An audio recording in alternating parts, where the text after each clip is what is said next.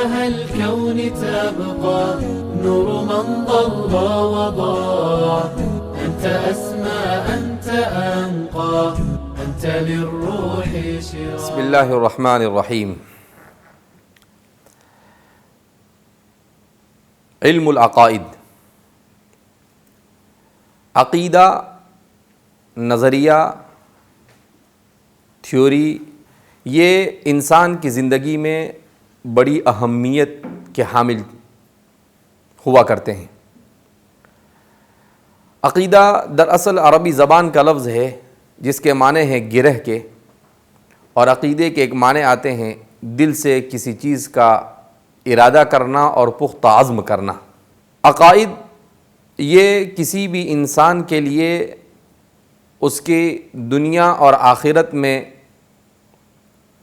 بڑی اہمیت کے حامل ہوا کرتے ہیں، اس لیے کہ عقیدے کی بنیاد پر انسان کی پوری زندگی کا مدار ہوا کرتا ہے. مگر ہم جس دور سے گزر رہے ہیں اس دور میں عقیدے جیسی اہم ترین چیز سے جہاں پوری دنیا کے انسان غافل ہے وہاں مسلمان سب سے زیادہ غافل ہے. عقیدہ دراصل کہا جاتا ہے انسان کے دلی اعتقاد کو، اور جب تک کہ انسان کے عقیدے کی تعیین نہیں ہوتی انسان کے لیے اپنی زندگی کے صحیح رخ کو متعین کرنا مشکل ہوتا ہے. عقیدہ در حقیقت یہ انسان کی زندگی میں ایک سنگ میل کی حیثیت رکھتا ہے.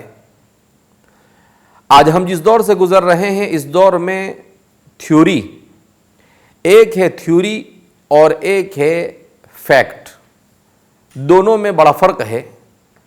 مگر ہمارے دور میں تھیوری کو فیکٹ کا درجہ دے دیا گیا ہے، جبکہ تھیوری کہا جاتا ہے نظریے کو جو حقیقت پر مبنی نہیں ہوا کرتی، اور فیکٹ کہا جاتا ہے اس چیز کو جو حقیقت پر مبنی ہو.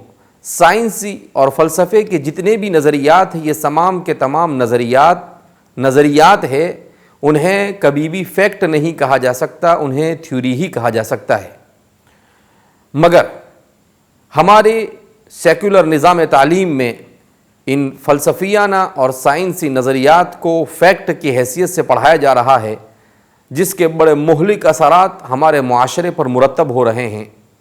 لہذا اس دور میں خاص طور پر مسلمانوں کو اپنے عقیدے کے بارے میں تفصیلی معلومات کا ہونا از حد ضروری ہے. ایک مسلمان کے لیے یہ جاننا ضروری ہے کہ عقیدہ دراصل اس کی دنیا اور آخرت کی کامیابی کا اساسی علم ہوا کرتا ہے.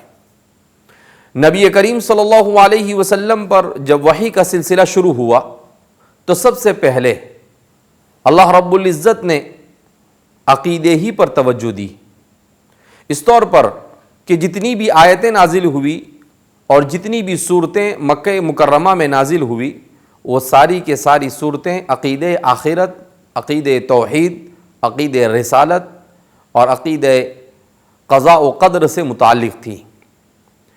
اس سے معلوم ہوا کہ اللہ رب العزت نے انسانوں کے صلاح اور فلاح کے لیے جس آخری شریعت کو بھیجا اس آخری شریعت نے بھی عقیدے کو سب سے زیادہ اہمیت دی ہے. لہذا ہم مسلمانوں کو سب سے پہلے تو خود اسلامی عقائد کو تفصیل سے جاننے کی کوشش کرنی چاہیے، اور دوسرے نمبر پر اپنے بچوں کو بھی عقائد سے واقف کرنا چاہیے.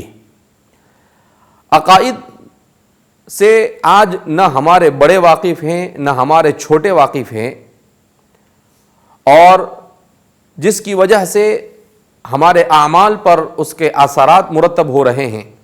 اس لیے کہ اگر عقیدہ صحیح اور درست ہو جائے، دل میں جم جائے اور اس پر یقین بیٹھ جائے تو انسان کے لیے اس عقیدے کے مطابق عمل کرنا آسان ہوتا ہے. مگر جب عقیدہ ہی نہیں معلوم تو ظاہر سی بات ہے انسان عمل کے لیے کیسے آمادہ ہو سکتا ہے. لہذا ہم اپنے آئندہ حلقات میں اللہ کے بارے میں مسلمان کا کیا عقیدہ ہونا چاہیے، رسول اللہ کے بارے میں مسلمان کا کیا عقیدہ ہونا چاہیے، اور قضاء و قدر، آخرت، بعث بعد الموت کے سلسلے میں ہمارا کیا عقیدہ ہونا چاہیے، ہم تفصیل کے ساتھ اس پر روشنی ڈالنے کی کوشش کریں گے۔ اللہ رب العزت ہمیں صحیح کہنے کی اور ہم سب کو اس پر عمل کرنے کی توفیق مرحمت فرمائے۔ والسلام علیکم ورحمۃ اللہ وبرکاتہ۔